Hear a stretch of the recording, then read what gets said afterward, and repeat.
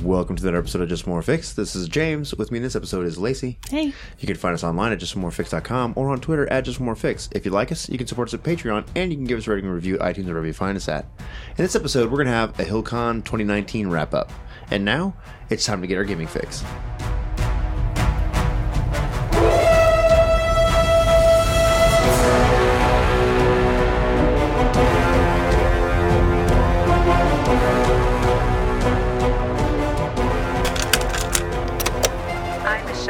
From the Starlight Tribune, an Arrow TV show fan podcast, part of the Geek network, just like the show you're checking out now.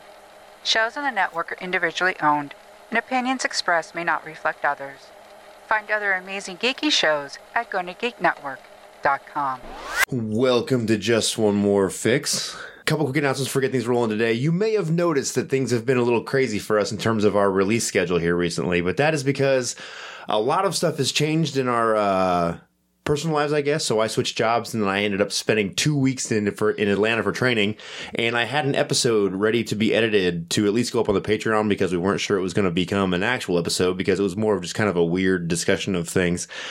And I thought I uploaded the audio, and in fact, I actually uploaded it the week before's raw audio, so I did not have that to edit or do anything with, so that was kind of my bad because I'm an idiot, and I goofed up. So, but on the bright side, all that is done with, and I've started a different job, and I get to make my own schedule and all kinds of stuff, so we should be back to the regular release schedule and back hard charging forward, energized, and having a good time. So Energize is a funny term to use on a con wrap-up episode. That's true. Carrie just sent me a message earlier and was like, I think I have con burnout. Right on.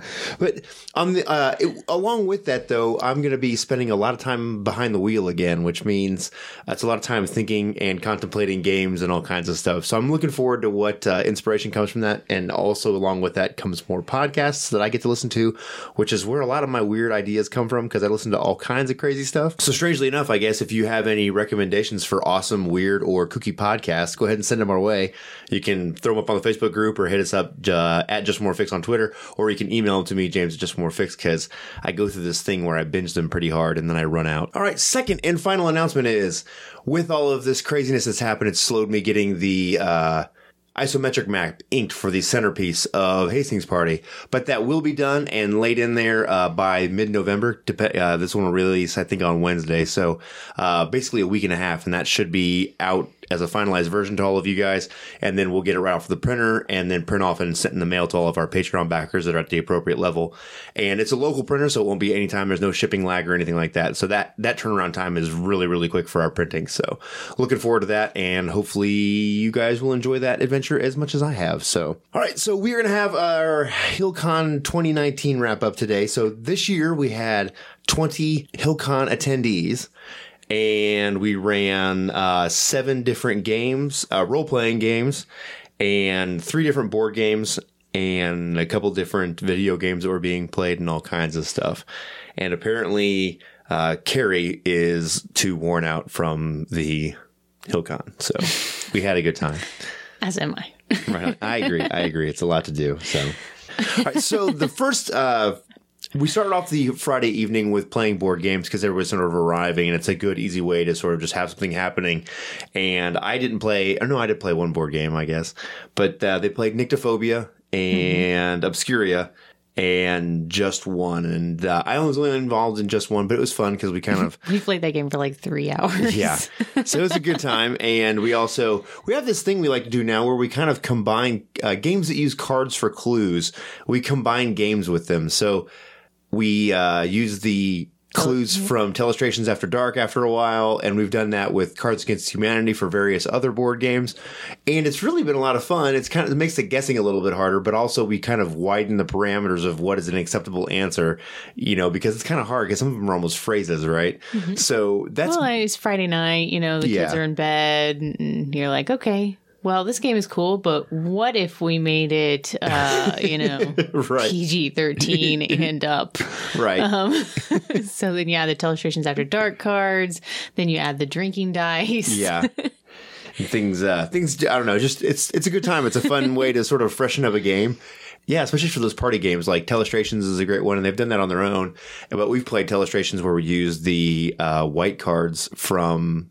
Or no, the black cards from Cards Against Humanity. We've done that before, and all kinds of stuff. So it's just a fun little way if you have some of those games and you want to kind of change it up a little bit, because they do get a little, after you've been through the clues several times, they do lose it a little bit. It's the white cards that are the answers. Yeah. So always a good time, though. Yeah. Nyctophobia was really cool. So what is that? Because I haven't played that, and I saw you guys kind of doing it. And so you are like a group of people. One person plays basically like an axe murderer, right? Mm-hmm. Some kind of mass murder person. And the rest of you are like victims that person is stalking. And you are lost, stumbling in the darkness. So you wear these blackout glasses so you can't actually see anything at all. And then the murder person lays out the board and decides where your characters start. And you're trying to make your way to a vehicle so that you can escape. So you have like a pawn. And the board is set up with pieces that fit into indentations. Right. And so you blindly feel around your pawn, and then there's several kinds of spaces so you can feel the other player's pieces, feel one way. The murderer is like there's just this smooth shape, and then your token has a feel as well. Right. And then there's trees that are like spiky. They almost look like a little plastic picket fence, basically. Okay. And then the car feels a different way. Right. And so you're feeling around yourself to try and make your way to open spaces in the darkness and navigate around the trees without being killed by the murderer to get to the car, basically. Right. And then, so you can communicate, you can say, and there's directions like north, east, south, and west. So you can communicate to the other people, okay, well, I'm moving towards the east, or I'm on the west edge of the board. And then the only other thing is that you start with a rock, and you can find rocks along the way that you can like throw at the murderer to get him to back up. Right. But if each character has like 2 hit points, basically, and if any character dies, then everybody loses. All the pieces so it's like cooperative, competitive. Mm-hmm. Right on. That game's for up to 5 then? Is that right? So 4. We played with 5. I guess. Well, you were the 4 pawns. You guys were the 4 victims. I think there's a 5th one though, but I don't know if you can play them all at the same time. Okay. So I think it might be up to 6. Did you like it? How did it go? I wasn't in on that game at all. So I thought it was really cool. Mm-hmm.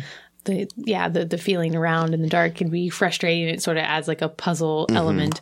Carrie said that it was actually designed by someone who is, I don't know if they're completely blind or just highly vision impaired. I think it's somebody who's completely without vision. So I thought that was kind of interesting.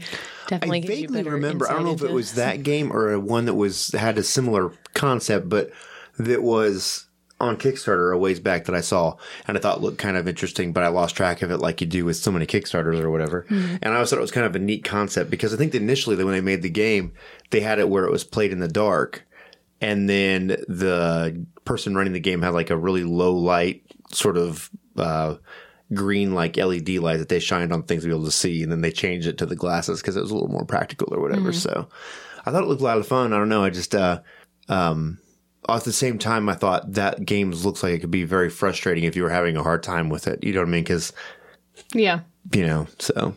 Did you guys survive and win or no? No. Oh, we were close. Actually, Haley and I both walked by the turn that we needed to take to get to the car. Yeah.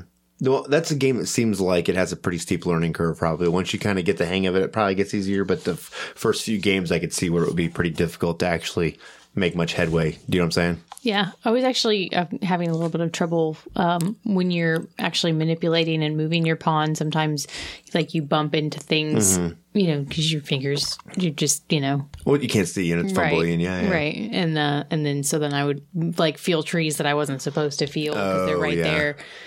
So I don't know if the board, I don't know that it needs to be bigger really, but it was that part. That's kind of my only, because I didn't want, I wasn't trying to cheat. Right. No, I get you. I get you. I get you. So then a lot of times there's a hiding thing where you flip your pawn over. So I'd be like, I want to hide, I had Carrie flip my pawn over for me. So I wasn't fumbling into things. Yeah. And I think we should just move into the RPGs that we played and ran, because I'm super excited about them. So the RPGs we ran were Dread, Lamentations of Flame Princess, Over the Edge, Yellow King, Empyrean, Bluebeard's Bride, and D&D 5e. So this is like a super wide variety for just like gaming at our house. Not you know what I mean, for gaming at a house and not at an actual con. Right. Like it's all there's a very wide spread of things here. But this is one of my favorite things about at least our table is this is a good representation of the games that we play just on average. So Isaiah ran D&D 5th edition, and I'm guessing it was successful because all of the teenagers that were here didn't bother anyone and were sort of doing their own thing and having a good time. Ages 11, 13, and 14. Mm-hmm. So it's a lot of teenagers. Yeah, I agree. But it seemed to go pretty well because there was didn't hear any arguing, didn't hear anyone that was frustrated after the game was over or anything. So apparently it went well. And it was I asked him, and he said it was a dungeon crawl, and it was one that he had designed himself. Oh, right on. In classic 13-year-old style. I didn't get any more details than that, but well, everyone seemed to have enjoyed themselves. Right, I would call it a success if we didn't hear any disasters happening. So you ran Lamentations, Dread, and Bluebeard, and I ran Yellow King. Yeah.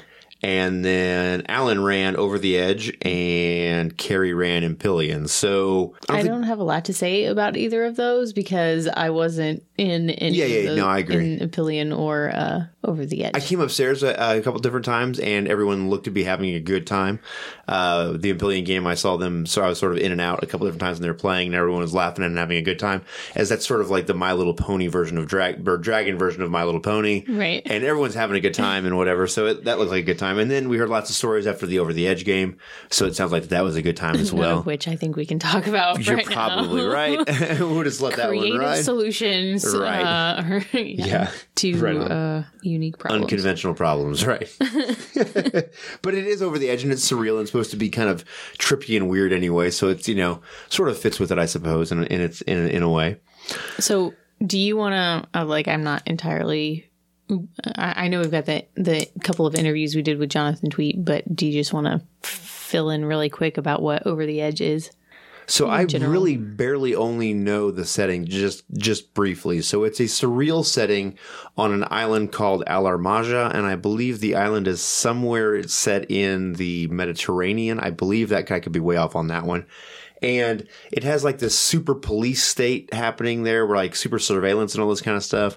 Yeah, I don't know. I really don't know enough about it. And it is like modern day setting, from what I recall. Yeah, because that was the big difference between what's supposed to be happening with LOTFP is that that's the 17th century. Right. And this one, the newest edition, has a very, very clean, streamlined system. It's 2d6. 7+ is a success and 6 and below is a failure. And there's a couple additional things in there, but there's only like 3 stats. And it's very, very simple, clean, and fast playing. Well, and it seemed like from what I kind of heard and saw, that there is a lot of player agency involved with how the plot moves. Right. And there's some things that are very similar to aspects like fate aspects or something like that, in the way you describe your character in sentences you write down. So, but everyone seemed to have a really good time, and I really wanted to play it, but by the time I got up there, because we're playing other games, they had already finished making characters. I didn't want to slow things down anymore, so I was like, no, just go ahead. Same. And I was like, I want to play that because I haven't played it before, but luckily, Alan is one of the closest residing people that attended, right. So he's actually going to be running Over the Edge for us at some point. Right. We don't totally miss out. True that. Without going into those games too much, because we weren't actually involved with those games, I thought I might mention Dread real quick and geek out about it a little bit. So we played Dread, and I like Dread because I can put that together with almost no forethought. Well, in fact, zero forethought whatsoever. Well, I think that's because you've done prep work beforehand and watching loads of horror movies. Yeah, that's really what it comes down fair. to. Yeah, that's fair. If you put in the time beforehand watching horror movies and anything like that, then you're just good to go. If you know those tropes, hey, this is going to be the hokey one, cabin in the woods. Yeah. Well, I hadn't done any, of the psycho killer. Right. type plots before, so I was like, ooh, and the one I watched most recently was Friday the 13th, so I was in kind of that mood anyway. Right. So I gotta say, that direction. I stumbled into a crazy deal on the Onyx edition of Jenga. So it's the black Jenga tower with the silver like leaf lettering on the where it says Jenga, and that's the tower that we use to play Dread, and it's different. The blocks are coated with like a black lacquer. Just wondering, the base that comes with it. They don't all come with a base. Does that change the dynamic of how the tower works at all? I think, okay, so... I don't think I've actually played Jenga with the black blocks because I usually run Dread. So here's my thought. I think if you're playing on a hard table, it doesn't change it much. Because the tower sits on, and that's wood, so it just sits on top of that piece of wood. If you're playing on a table that has any kind of surface that is a little soft, like this table here with this little kind of foam on top, or a tablecloth, or anything that has any give, then I think that does change it, because there's a little bit of give and a little bit of traction. But those bottom blocks on that, actually maybe it will change a little bit, because as I think about this, on a table, the bottom 3 blocks are sitting flat on the table, right? So there's more friction because they have the entire table, whereas on that base for the tower, it's exactly the square it sits on is exactly as wide as 3 of the blocks. So once it slides off of that a little bit, there's no more friction on the part that's sliding out. Yeah. So it might change things a little bit, and that bottom might twist or be a little less stable or whatever. But I was just curious. I hadn't thought about it until you just mentioned it. So, but and I'll post a picture of it on the Facebook group. There's one already posted. I posted of Greg, first pole. The first pole, yeah. It's one pole, and the whole top of the tower is like 45 degrees to the bottom of the tower. I've never seen one pole happen and was like, "What is happening right now? This is one pole, one pole. We're all gonna die." So that was amazing, because it was like, you've got to look at the picture of it. It's on. I really thought it was going to fall. I did too. I was like, wow. Well, I guess we're going to see how you die on the way there. Well, I thought it was like, you know how there's like some horror movies, it starts off and just boom, someone dies. It set the tone for things. You're like, whoa, I was like, oh, it's that movie. That's the one that we're playing this time, So, but it was a lot of fun, and that tower is it's a tight tower. It isn't very forgiving at all. And we had a great time, and you just do a really good job running Dread. And this was the Dread games you usually run are more like creepy horror, right? Like there's a creep factor to them. It's scary. It's sinister and menacing. And this one was just like 80s slasher flick style, right? So like it's horror. It's like a little bit campy and silly. Exactly. But it was fun. That's why and I say that not as like a jab at it. It's just like, it's the difference between Braveheart and A Knight's Tale. A Knight's Tale, you know what I mean? I always say First Knight, and I was like, I know that's not the name of the movie, but but like they're both movies with swords and armor, but they're just way far apart, and both are good, but they're not the same thing, So it was a lot of fun, and everyone, or actually we survived. Not all of us, but some of us survived. So, and 3 out of 5. I really thought I was going to get at least 1 or 2 more. I mean, like that, the tower was so scant. Yeah. We were really running out. But as I came running towards whose character was it? It wasn't Greg. It was Kaylin. Kaylin's character. We were like reunited at the end as we were trying to find each other, and the killer was chasing me, and I thought, I've got to make a pull to find my way back. This is the moment where I pull the block, the tower falls, and I reunite with Kaylin. I'm about to give him a hug of like, oh my God, we're surviving. And a knife in the back. Right. It bursts through my chest right in front of him, But my Jenga skills held solid, and it didn't happen. So. Yeah, it was fun. And most of the questions for the character survey came, like, I was just browsing the questions at the bottom of the book, trying to find ones that could be relevant to the setting. And then, those kind of sparked some things off, and I ended up adding a few of my own questions at the end. And I think I just gave you guys like 5. Normally I do more like 10, but this was like, okay, we have maybe 2 hours left. Right. So let's just throw this together right quick. And like I said, Dread is good for that, because I don't even need anything. Just set up the tower. And I really think have that a basic concept. It's an underrated game for quick one-shots with no prep. Mm-hmm. If you just think of a basic general set of questions, like let me frame it this way.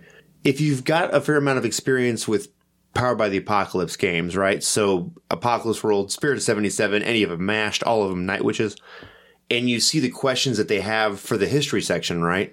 And you just think of some of those, and all those are designed to do is sort of draw connections between the characters. So that's all you're really doing, is to sort of give some context to the world, so the players have some things to pull on, and some tools to interact with each other in a more meaningful way. Well, I would say that's part of it. There's also an important aspect in seeing, setting people up for how they respond to pressure, and how they overcome obstacles. Right. And then basically you're off the races as long as you know the horror tropes. So I think it's really kind of, it looks like a game that, like, it's good if you can put the time and effort and prep into it and have like a well thought out scenario or whatever. But I do think that it is underrated as a game that you can just throw together off the fly, especially if you want to do a campy horror kind of a thing, because then it's just wicked easy. You know what I mean? Like, just let it roll, man. We're all here to have a good time. This is going to be a disaster. It's going to be goofy fun. I think something else I haven't done with it that I think would be fun and kind of interesting is a Saw kind of scenario. Sort of like, right, so it's like puzzles. Trapped, trying to solve something, and then you pull escape. That could be fun. Interesting. I really want to do a heist game with it. So where, because like, you know, and maybe when the tower falls, the police come. You know, so you're trying to pull off the last job. Like all the heist movies are based around, it's the big score, and then I'm going to retire after the score, right? So then you have all the different heist tropes or whatever. I think, I don't know.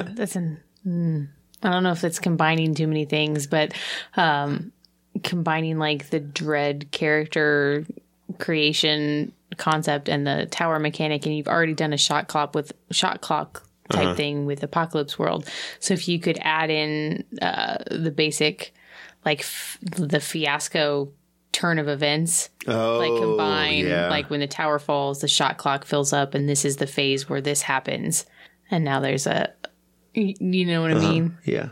I can't think of the word where the plot turns. It's the turn. Yeah. It's called the turn. Yeah, but there's like two of them, right? There's 2 acts, but then the turn happens in between the acts. Like the first fall like triggers the turn, and then I don't know. Listen, that's something I can really chew on that for a while. For a little while. But I think the idea of, because you're looking at any game that builds suspense, basically, is what I think. That's so. I don't see Dread as a horror game anymore, like exclusively. Now I see it as, after we did the Doctor Who thing, I see it more as anything that builds tension. You know, like a time crunch kind of a thing, and tension and suspense. And I think the heist movies are perfect for that. So I'm curious to try it. Like, you do like something like The Rock or something with it, you know, that could be cool. Right on. So anything else about Dread? Are we? No, I think that's right on. So I think we'll just go back and forth, because I only ran one game, but I ran it for 2 nights, and I ran the Yellow King, and it's the first time I've ran Yellow King. And I know I've been kind of going on about it a little bit over the past few months, because I've been super excited because Haster is amazing. And so I kind of built a scenario, and I shifted it from the Belle Epoque Paris setting that is in the first Yellow King role-playing book, and did it in Germany, in Berlin, in the Weimar Republic. It was 1927 was the year I chose, because the Call of Cthulhu book, Wicked City Berlin, is amazing, first off. And it's just a really cool time period, I think, for ideas as a virus and that kind of stuff. And I also think it's just an interesting time period with where Germany and Berlin are at as a city or whatever. I thought you guys would go through the scenario that I had a little faster. Not that that's a bad thing, you know? And then as I realized... There were a lot of us at the table, though. Yeah. The first night we had 7, which I will say was challenging to manage in a... investigative game, but it was because everybody's like, I really want to try this game out, and I really want to play Yellow King, and I think a lot of people knew how excited about it I was, and they were like, if you're excited about it, then this is probably, we're gonna have a good time, you know. You have all the fiddly bits, right? Yeah, people always want to play a game with all the fiddly bits. Yeah. I really work, because we have a lot of Haster and Yellow King kind of proppy stuff and whatever, and so I was really happy with that game. We have a pretty good size, like a 12 or 15-inch Haster statue that sits on our mantle. So I set it in the middle of the table the first time someone made a composure roll, and the yellow sign, like there was a moment where someone saw the yellow sign. And then the D6s we used are yellow sign dice, so the 1 is a yellow sign. And so whenever anyone rolled a yellow sign, the statue would turn to face them when they were, you know, if they were making a composure roll or anything else, right? So the idea was that if you roll a 1, regardless of whether you succeed, there's some kind of attention that comes to you involving Haster. There's some kind of revelation that will happen, you know. And it was interesting how creeped out everyone was when it was looking at them. Yeah, it was a little unsettling. Like, I could kind of forget about it after a while, but like the initial turning towards you. It's like, oh, Yeah. no. Well, it's like you forget about it, and then someone rolls another yellow sign, and then it moves again. And then you're like, oh, it's back. It's, he is, Right. So I felt like it added a sort of out-of-game kind of dread that was really good to keep the tone set, because sometimes with the investigative games, when you're talking about things and trying to really get in there and thinking, you sort of get lost. The atmosphere gets lost a little bit, because of trying to figure things out. And I thought it was a really great way to sort of keep that tension and Yeah, I agree. Sort of the omnipresence of Hester. Yeah, well, that's the other thing is I thought that was the other part of it was that I wanted to feel like he was always there watching you, because I wanted to run a game where there were no other elder gods or creatures of that sort. It's just him and, just in a Yellow King universe only. And so I had a great time with it. And it's going to kind of lead into some other episodes because I've been wanting to run a game where we had some non-linear storytelling happening. And I thought, because of my idea of what I had for this game and for Yellow King and where I want to push things, it really worked with this non-linear thing. And what was the thing we wrote on our character sheets? I'm forgetting how it was phrased, but the weird thing. It's the peculiar that deuced peculiar business is what it is, but I changed it to like a more German style thing. But yeah. Some sort of strange business. That really added in elevating the sort of surreal kind of weirdness. Right. And I don't know if that's because we just all did a very good job of picking our weirdness. I think it's a couple things. One, I think that's not in the other Cthulhu games, that bit. And I think it's a really cool, interesting thing to add into it. Two, I think you guys did a good job of choosing cool things, that were inspired and sort of in the right thematic vein for it. Well, and the fact that we all played art students. Right. So they were relevant to our form of art. Right. Because when you start thinking about weird things that manifest in art, it changes the way that you're thinking about it. And it also makes it even more personal, because if you're an artist that is producing things, no matter what it is, whether it's music or writing or paintings, everything you make is very personal and very inspired, right? And then when you add this really sort of creepy, otherworldly stuff that's coming out of you and manifesting in what you produce. Well, I think that's part of it, but it's also, so when you talk about art, you're talking about ideas, right? And you're talking about how your ideas are manifested. And so then you're no longer talking about, it would be easy to have an Orpheus, right? You have a near-death experience. It could be a weird experience, but that's an isolated incident. When you relate it to the art, now it is intertwined with how you think and how you communicate things. It's almost like this fear that it might come out again. Right. Yeah. So I agree with all that. And then the third piece of it that I thought was, and I can't take credit for this, is actually recommended in the Yellow King book, is that you pay very close attention to what you write down for those. And then my job as a game master is to work really hard to incorporate those moments and sort of consider them as the beginning point. That's the crumb that starts the avalanche. And then I continue to build on them. And hopefully they intensify as the story goes along. And I think you did a good job of that. I think we also did a good job of making sure ours were incorporated too. Yeah. For the most part. I think that you guys were, it's not a big surprise. We have a great group of players at our table. And I think when you have people that embrace the idea of horror and going crazy and the concept of the game and they lean into it. So I'm pulling on that thread and you're like, oh yeah, and I'm going to unravel it a little bit more with you. And I'm going to give you a moment to see where I'm trying to set this up for you. It's like this sort of it's almost like a dance in a way, because where both of us are leading at different times, so I'm leading the story and then you're reacting to what I'm doing. And then there's the lull for the storyteller. And then you're doing things in role playing, and then you're leading the story and saying, "Hey, look at these things I'm laying out for you, and where do you want to take that?"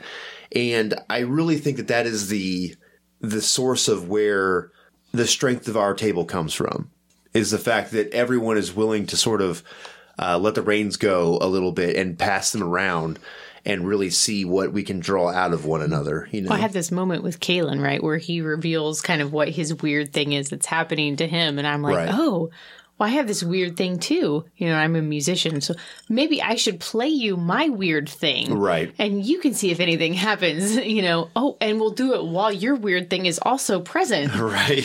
What could go wrong? Right. Yeah. He's like, oh, well, as a person, I think that's a terrible idea, but my character feels like it's probably a brilliant idea. Right.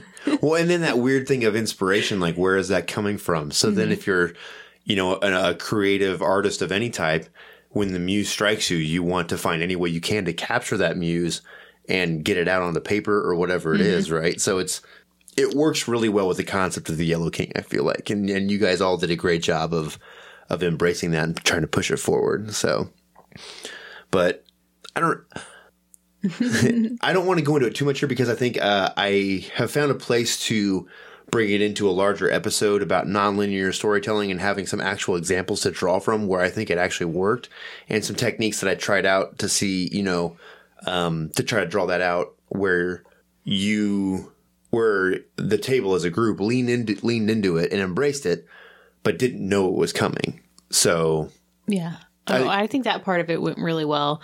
I think we've also had some conversations about like immersion and setting.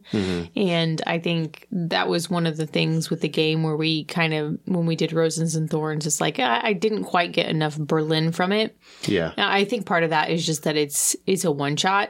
And right. So there's a lot of different things to focus on, and you don't get the same full immersion in setting with that because you're trying to push through it. Yeah. Well, and then I also think I wanted to take ownership of it is that I was so focused on making sure this was a game about Hastur and Hastur only that there was no Cthulhu creeping into it. And in doing that, I focused exclusively on the themes that are Hastur and sort of left the little details of that I had done research for about Berlin out.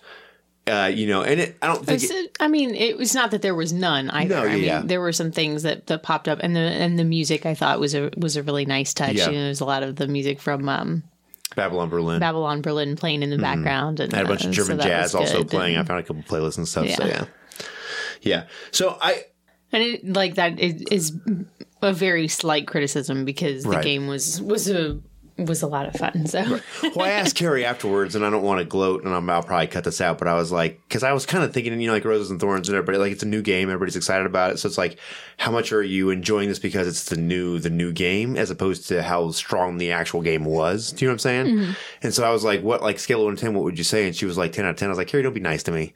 Like, how, come on. Like, come on, and she was like, no, everything, like, and I was like, I started thinking about it and I was like, I think it's because I put a lot of work into conceiving how that was going to come together.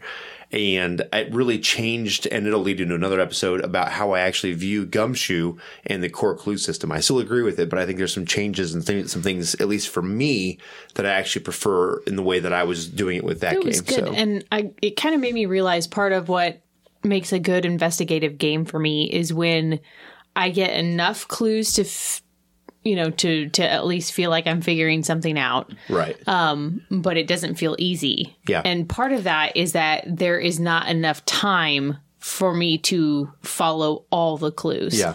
And it very much felt like that. Like, there were 2 or 3 other things where I was like, I just don't have time. I would love to do that, but I don't have time to do it right now. I have to get there and do this thing before the terrible thing happens. Right. Yeah.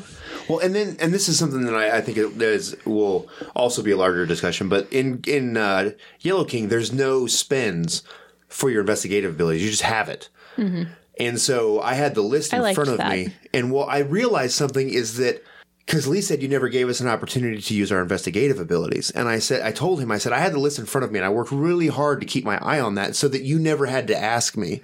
When I was narrating and talking to you about what you were doing, I knew that you had these 5 investigative abilities. So I just gave you that because I didn't want you to get drawn out of the moment in what you were seeing and looking for. And you would stay focused on the game. And then also, whenever you guys went somewhere, everyone at our table is good at playing investigative games anyway, so they know where to look and how to find things, right? So it's not many clues get missed. And part of Gumshoe is you just give them the core clues. Well, my thought is I just give you all the clues if you go there. If you follow the leads, it will lead you to a place and you're likely to pull the levers and find them. Now, I give you the initial clue, but you have to extrapolate what you want from that, if that makes sense, right? So I'm not spoon feeding you the entire thing, but I am making sure that you get all of the pieces and then you can put them together however you want. And so the fact that he thought that, I enjoyed, because I was like, no, I purposely did that to not pull you out of the game with mechanics. Mm-hmm. Now, if you had a moment and you were like, wait, I think I might be able to use this in this way, in this scene, then I'm 100% okay with that, because that's you prompting me to react to that. And I'm all about that. But like, I like the idea of trying to work hard to make sure that you weren't being pulled out of the immersion part of it with mechanics, if that makes sense. You know what I mean? Like, so, but it did change how I kind of see the gumshoe thing a little bit. Like, I think I'm still all about it, but it just sort of, shifted me a little bit in sort of which way to push it a little bit, if that makes sense. So. All right. Well, I don't want to go on. I know we've already gone quite a bit about it, but I think there's a lot more to talk about in terms of like story design and investigative design and some different things. So those will probably turn into larger episodes. But I did want to talk about your Three Sisters LOTFP game. I called it The Beast of Gévaudan. Yeah. Well, it's going to be the Three Sisters zine, but we played the side of it that's a more conventional adventure. Yes. Which there are a group of monster hunters that are hired to come kill the Beast of Gévaudan, which is a werewolf. Mm-hmm. And we've gone on and on about that story. So you should just go back a couple episodes and listen to it. And it's all good. It's the Game Storm episode, Three Sisters. In summary, there's a werewolf. Right. And it kills lots of people. So I was trying to figure out how I was going to run this game at Hillcon kind of last minute, but not really last minute because I have all the NPCs and all of, the world is built. Yeah, the world is there. The things are there for them to interact with already. And so I decided to make them adventurers that were coming to Gévaudan to try and kill this beast. And there is actually a lot of kind of underlying plot that doesn't get delved into because it's a one-shot, but it was there for them to find if they wanted to, as far as how they actually got hired. Because Captain Dumal is existing in the town as a military veteran and is sort of thought to be already trying to kind of mount the defense for the town and capture this beast. But you guys are hired by someone who is not a big fan of his, who is sleeping with someone else who has the ear of someone else within the town. Yeah. So all of that was there if they wanted to, kind of dig into social connections. In a one-shot, but it didn't pop up. Yeah. Well, in a one-shot, I think everybody goes about things differently too. Yes, so if you have one group that's like, let's just get in there and kill it, but you have another group that's like trying to be tricky and clever about it, I wanted to make sure I had my ducks in a row if they were the tricky, clever kind of people. Well, and then the other part of it is I feel like on the Game Master side of it, when you have those things, it makes you see the world as a more fuller world. So that when you go and do things with the characters and the NPCs, you see it differently. You see it as a more of a three-dimensional world as opposed to something flat. Right. So that was there. Right. Should it be needed? And it also kind of flavors if you meet with this person to have a discussion about something. Yeah. How do they react to your presence here? Which keeps, I think, the NPCs from being flat, right? Because now there's some kind of emotional context with how they're interacting with you. Anywho, so they are adventurers coming to the town to try and kill this werewolf. And that is all that they know. So they don't know anything about witches. They don't know anything about it. Werewolves is really enough when that's going on. That's pretty much your main focus. So they show up and I have these three sisters who are all witches. They're a coven, and they have moved to town recently. And they are you, Lee, and Carrie's characters from the game that we've played, except NPC version. So I really just kind of gave you the characters because you were also there and not involved in the game going on upstairs. So I was like, how can I make you a part of this? Well, this would A, make my life easier, and B, you're familiar with the characters already. Right. So I decided that I would give them just a set number of actions before the players would become definitely aware that they are witches. And so we had talked in our game storming episode about a suspicion tracker. So that was kind of my manifestation of that was, okay, here's this stack of 6 tokens. You can take an action with any of the sisters, and every time that you do, or Oliver, Oliver, the boy servant Right. handmade. I don't Urchin, know. whatever. Whatever you want to call him. And every time you perform an action with them, you have to give me one of these chips. And when the stack runs out, then everyone is very aware of your presence. Right. And it can turn into a very, kill the beast sort of moment from the town and or the players. So. And I thought it was actually helpful because you were coming up with things I, first of all, wouldn't have come up with, and second of all, wouldn't have had the brain space to dedicate to while also running the game. That's exactly where I was going with it. And I think that was actually the highlight of my for games that I played in. The other games were great and I had a good time. But to sort of be able to just sit there and watch them do what they were doing and know, I think you have to have and this is something I think we should develop out further and talk about in a larger way. But I think if you have someone there that's doing that also runs games and knows how to be be an antagonist and try and work at a cross purpose, but not try and just crush things and wreck things, make it in a compelling story. I think it's a great tool. We don't have it at the usual RPG table, but it's very much the assistant storyteller position in a LARP. Yes. Oh, yeah. And that's why those games have so much more depth. Yes.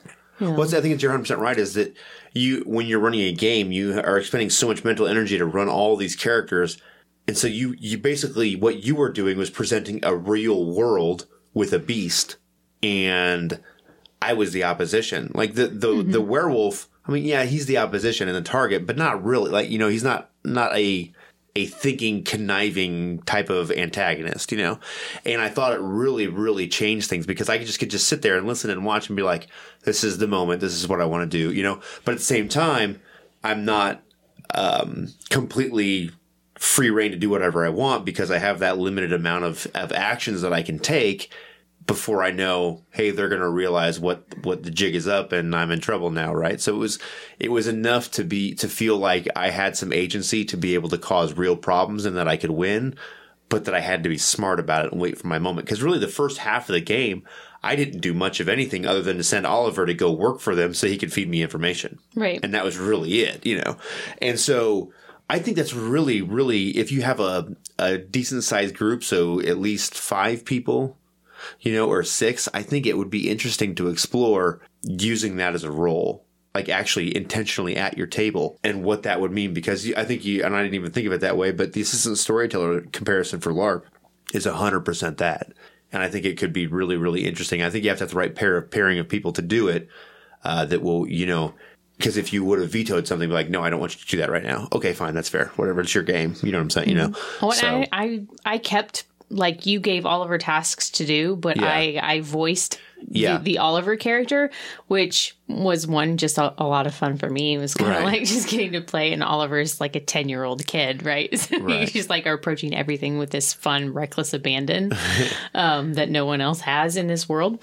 Well, it's also important, but also it changes the player's suspicion because if you had been playing Oliver, I think they would have immediately. And the other thing is everyone knows the trope of the sort of the bumbling henchman, and while I can play a bumbling henchman, I think it works better in terms of the way I have to react to it if someone else is doing it. Does that make sense? So I think that added a lot to the game as well. So the other thing, I kind of started with a stack of chips to try and keep time, like, 15 minutes goes by, and I ended up sort of doing it more like more like the Hot Springs Island thing kind of does, where it was like, okay, because, you get side conversations and sometimes things get bogged down and it's like, okay, well, it's not really reasonable, I don't think, for me to start killing people all of a sudden when you've only done one thing. Yeah. So I started looking at it more as like a number of actions you performed before the first werewolf event happens. And they actually kicked it into high gear because I had a stack of 2 colors of chips. And when they got to the second color, the military men sent by King George were going to, or King Louis, sorry, France, not You're right. King Louis the whatever's number sends to Jevudon to try and kill the beast as well. So then it was going to be kind of a competition, like, okay, we all want the beast to die, but I want the reward, so I need to kill the creature first. So that was going to be another level of complexity that was added on, but they didn't make it that far. Right, but it's interesting because then it's like, well, do we want to get paid? Because then it's going to, we have to increase our risk. So how much risk are we willing to take on for this amount of pay? So yeah, no, it was a lot of fun, and I thought the game on its own went well, right? But then I think when you add someone actively being the sort of antagonist with the, I don't know that it would work in every game, but in the scenario that you have set up, I think it works really, really well. I think it's really, really cool. Plus that the three witches, they are not combat effective at all. They're more like manipulating from the back scenes, and if they have things really well prepared. Like it's almost like challenging the wizard sort of stereotype, right? Because even you were surprised at how ill-affected, like ill-prepared you are to deal with actual, face-to-face combat on any level. I thought we were better prepared, and then when we played that game, it made me realize, I guarantee the next time we go sit down and play that game, I'm going to be way different, because I was like, we are not capable of taking these people down at all, So it was enlightening for me for our game, but it was also like a whole lot of fun. And then at the same time, since I'm not on the main stage playing my character's role every minute of the game, it gave me a minute to actually just have the character sheets all three of them laid out in front of me, looking at them and really thinking and listening to what they're doing and trying to puzzle out ways to really get the most out of what I was trying to do. It was a lot of fun. I had a great time doing it. It was like running a game without actually having to run the game. You know what I mean? Like, it was like the fun part of, causing trouble, but not actually having to run the game. Without any of the work. Yeah, exactly. So I definitely think that's worth exploring some more. And I would be curious to try it in a different game with a more conventional kind of a concept, because I think that the Three Sisters scenario really lends itself well to it. And I'm curious to see if it would work in another style of game or whatever. You know what I'm saying? More conventional kind of themes or whatever. You know what I mean? You mean with an adversarial, like an assistant storyteller type component? Okay. Yeah. Because like in the Three Sisters, we're not directly against we're on the werewolf side. We are, but we're not. Do you know what I'm saying? Right. So, you're team werewolf, but like from a distance. Yeah. Yeah. So that is the twist on it that makes it work. Otherwise we would just be running in behind the werewolf being like, all right, cool. He's going to lead the charge and we're going to, do our thing too. But it changes it. So I think it works. I think that may be the reason why it works so well, but it was a good time. So I only ran the Yellow King. I ran it 2 nights. So I think I actually ran a total of 6 or 7 hours of Yellow King, I think. So it was a lot, but it was a good time. But then you also ran Bluebeard's Bride, because I coerced you into doing it. It was a total surprise to me. Yeah. And so I had a great time with that game, but I always enjoy Bluebeard. It's such a good game. It is. It is just such a good game.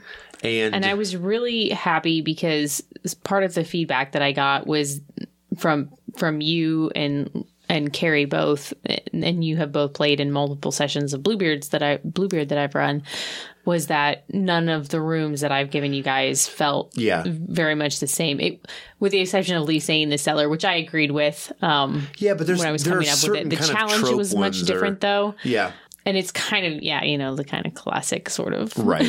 Well, how much variation is in, like, rooms? There's loads of variation, but a root cellar, there's not a lot of variation, So, in the larger part of it, like the details, you can have differences, but the thematic part of being under the dirt.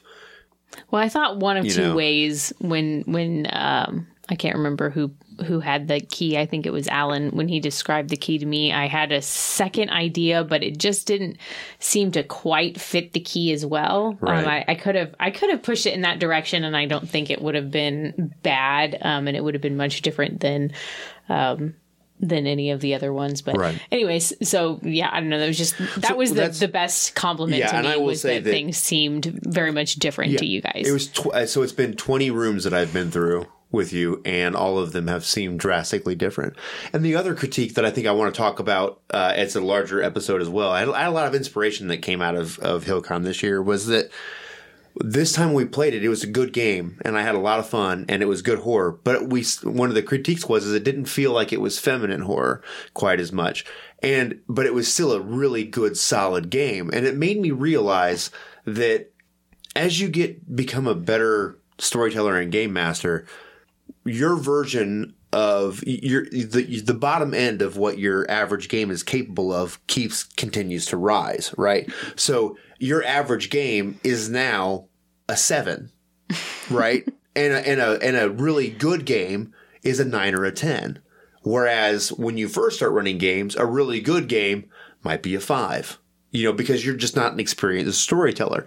And it really made me think about that a little bit in terms of like, as you get better at doing this and you develop your storytelling skills and learning to read players and what they're enjoying and what they're not and where to push and what buttons to push on, how you sort of elevate what the sort of average game that you run is, so if you like, everyone likes to hit them out of the park, but if you can make it to where your average game is that much better, then I think like that's the real right approach to go at it. Do you know what I'm saying? Mm-hmm. And that I thought was a cool, a really awesome thing to think about when I was sitting there and I was like, this was like a mediocre Bluebeard game, but it's a really good game. Do you know what I'm saying? And I say that and it sounds like it's an insult, but it's not. Do you know what I'm saying? I've only been able to play in one game of Bluebeard, right? Because I usually run it, right? And the thing is, like, that game was run by one of the creators. Uh-huh. So then in my head, like, I'm trying to compare, to that.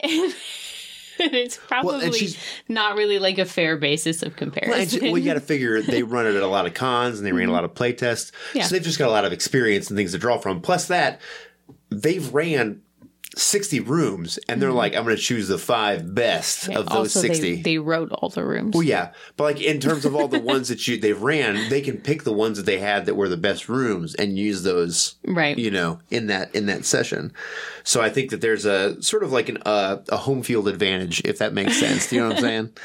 So, but does that make sense how I say that about like, it's not a shot at like the quality of the game because it was good. It's just one of those, you know what I mean? I felt like I was, now that I've ran it a few times, it first of all had been too long since I'd ran it before because some of the things just mechanic wise were a little clunky, not a lot, but just a touch.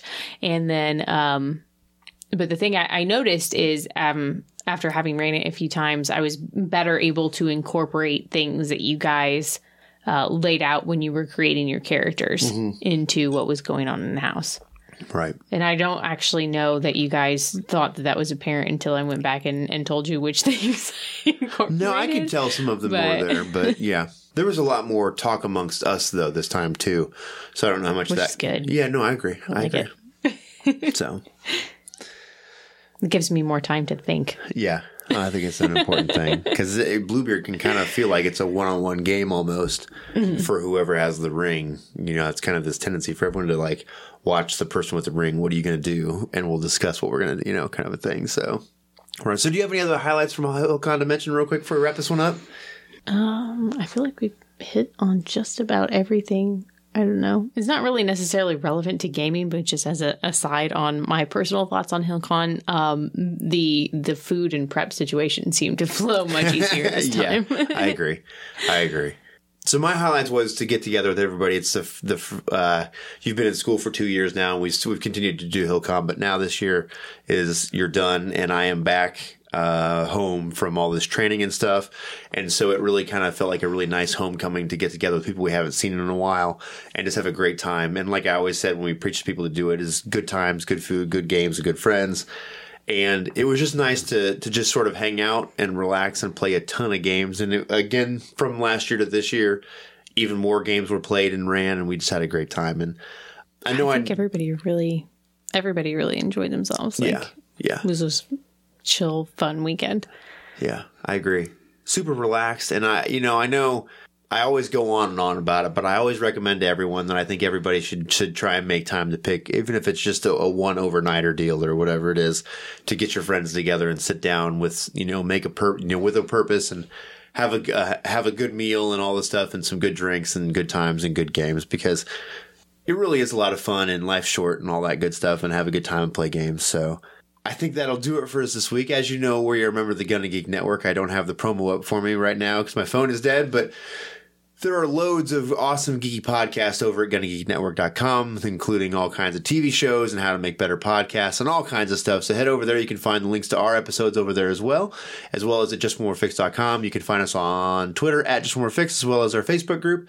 If you want to support us, the best way to do that is to tell someone else about our podcast, or you can go over to patreon.com/JustOneMoreFix and join our other awesome awesome patrons like Alistair H., Alan White, Hector Trelane, Simon McNair, Timothy Barra, Tiziano Furlano, and the OG Todd Olson, and get access to all of our raw audio feeds and pre-shows, as well as our quarterly zine in PDF or print form, depending on what you fund us at. That might be my goal this year. What's that? I think I need to get in on a game that Ogto's running over at the Gen Con. I definitely would love to.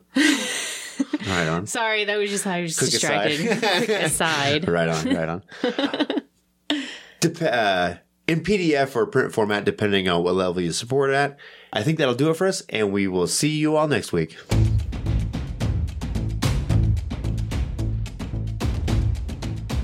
Thanks for listening. This has been an episode of Just One More Fix. Music has been provided by Kevin MacLeod. You can find him at Incompetech.com. You can support us at Patreon.com/JustOneMoreFix, or follow us on Twitter at JustOneMoreFix.